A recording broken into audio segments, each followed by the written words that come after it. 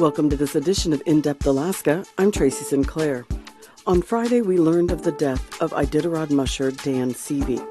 On Monday, reporter Georgina Fernandez spoke with his son, Mitch Seavey, about his father's life and legacy. Here's an extended segment of that conversation. Of course, a pioneer of sorts, and he brought his family to Alaska when I think I was 3 years old at the time, and he's been living in Seward, Alaska ever since. And of course, kind of his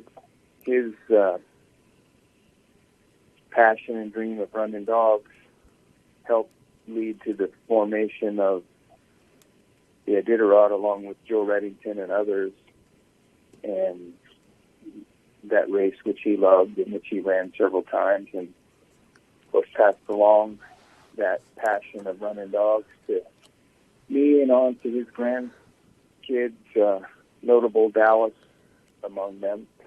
And he was such a people person.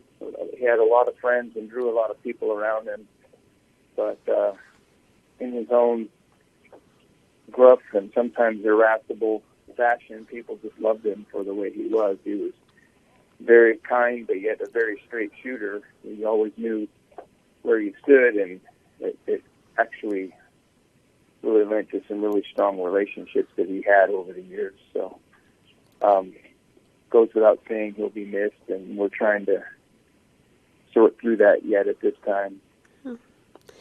I was reading on his bio and Iditarod. Was talking about how he kind of got this passion for the historical trail while teaching Alaska history. Did that kind of spark out a passion also for you at a young age?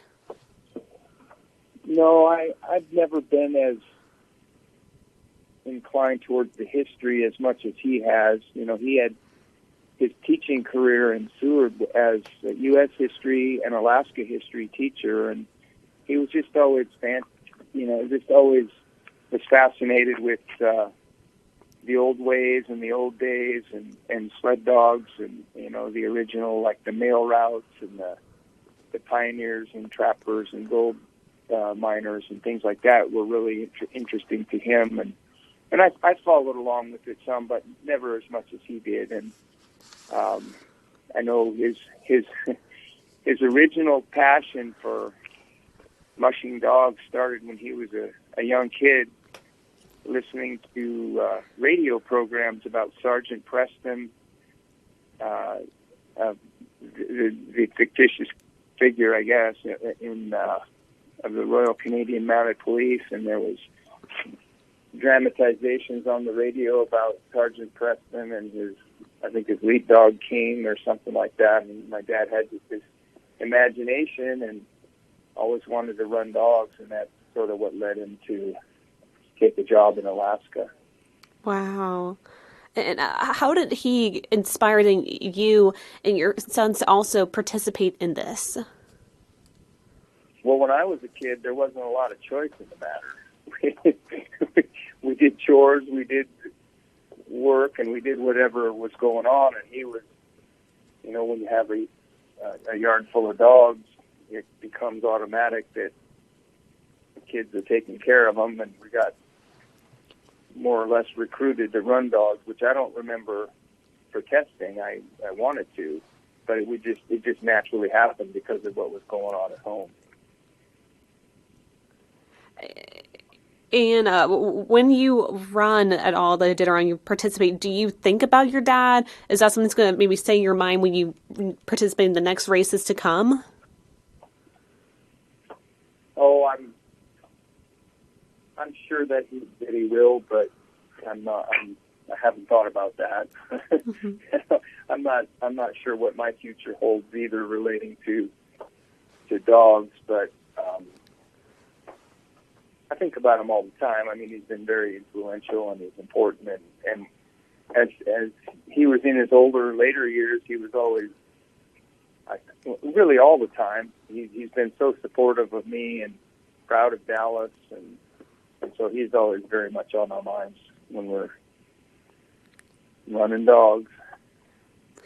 And then when it comes to, the race, can you tell me a little about the impact he had and, getting that started and keeping that vision and dream alive for so many mushers? Well, no, I was pretty young then. I was a young teenager when the first race was held.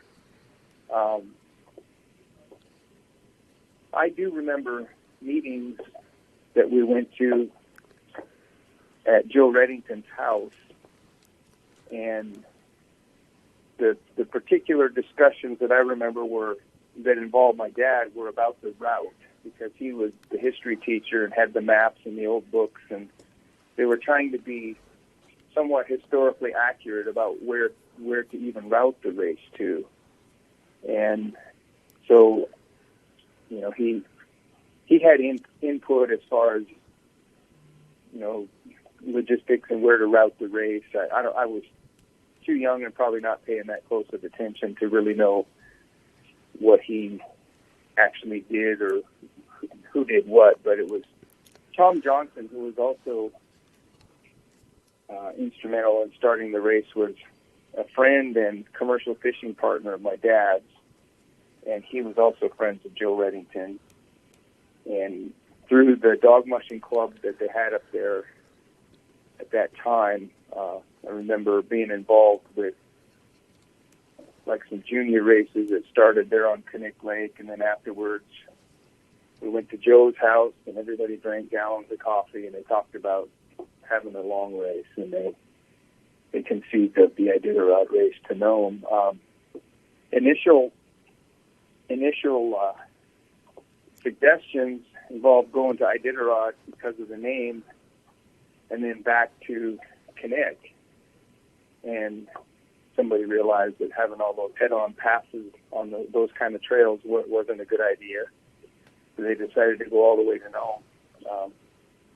That's some of what I remember about those first days of getting the race started.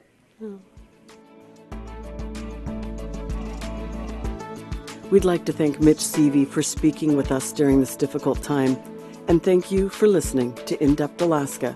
Please like and follow this podcast.